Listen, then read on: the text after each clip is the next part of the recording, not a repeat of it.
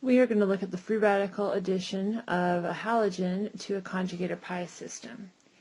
So if you have a conjugated pi system and you want to do a free radical halogenation, this can be done under two different types of circumstances. You can use the diatomic halogen, which is usually bromine but could be chlorine, or you can use the molecule NBS. I'm going to use NBS just so that we can see something different. But this could be initiated, as you've seen previously, with Br2 and UV light. If you use NBS, you typically would use an organic solvent and some UV light. So the first step would be the initiation.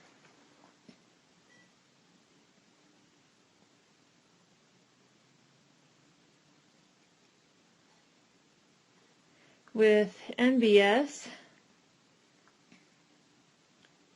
what you're going to do is you're going to break the nitrogen-bromine bond in a homolytic fashion. Normally we don't break bonds between two atoms that are, in a polar covalent bond. But this one is unique because one of the radicals that is produced has resonance stabilization of the radical. So we're going to be able to break this bond homolytically. And this will generate for us a bromide, or a bromine atom, not even a bromide, but a bromine atom.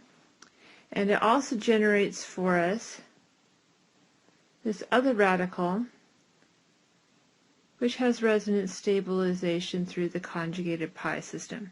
So for a moment, I'm going to deviate from the mechanism and show you the resonance of the succinimide radical. This radical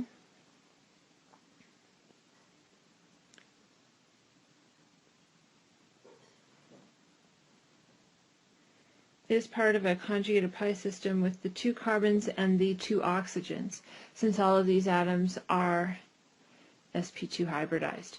So if you want to show resonance, you could show this electron binding up with this one, the other electron going to the oxygen here. This is an option.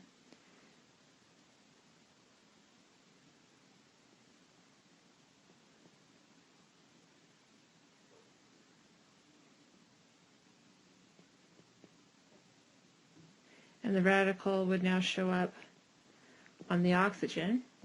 You could also show this radical binding up with the other carbon of the other carbonyl group to make a different resonance structure. And in the end you might say, those look the same, Sister Stoll. Well, that's kind of the point. They're supposed to look the same. They are chemically equivalent resonance structures, but they are different resonance structures since they're showing these at different oxygen atoms. But this does, as you can see, have resonance delocalization of the radical over 3 atoms. So it's a very stable radical. Now once the reaction has been initiated and you've produced this bromine radical, you can then use it to do some propagation.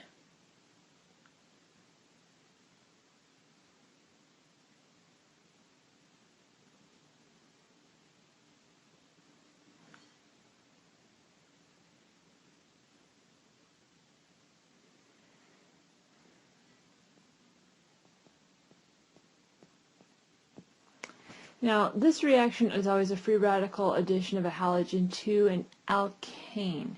So you want to look at the 2 alkyl carbons, the alkane carbons, and think about if you can make a conjugated pi system by adding to either of those.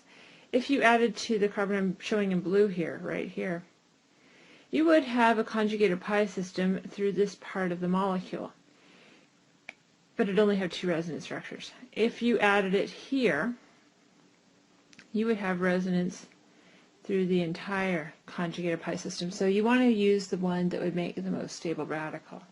So I'm going to redraw that molecule here for us again so we can see it. And what we really are going to do is we are going to remove a hydrogen atom from this position down here. So bromine will come in, take a hydrogen atom, the other electron is given to the carbon. So we make HBr, and now we're going to have our allylic radical. And this one has a fairly long conjugated pi system, so I'm going to draw all of the resonance structures of this radical.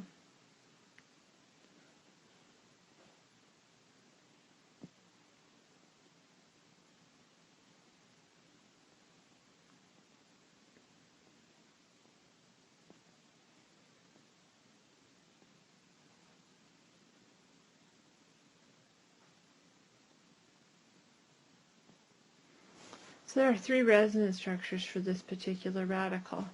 Normally we would not choose to do a free radical halogenation under these types of circumstances because we would produce more than one product. So this would not be very productive chemistry in that sense. Once you have this radical, it can react with another NBS molecule. And I'm going to draw it off to the side here in kind of tiny letters.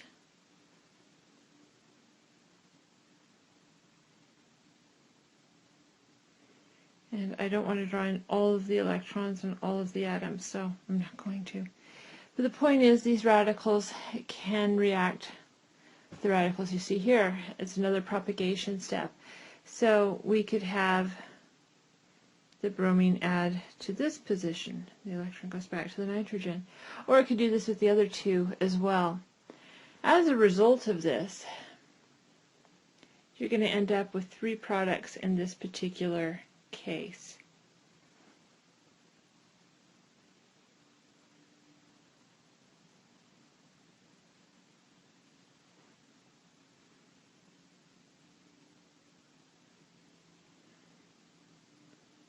That one's not going to work, sorry. Didn't draw that right.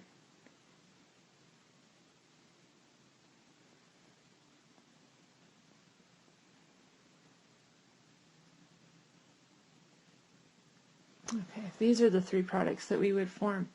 And because it is a propagation step, you'd also make some more of the 6-cinnamide radical that again has resonance through the conjugated pi system. And I'm not going to bother to show a termination step, but it would terminate. The point is, though, you make 3 different products. And so this isn't the most productive way to do something like this, but this is what's going to happen if you try doing a free radical halogenation with the conjugated pi system, where the radicals are not equivalent by resonance.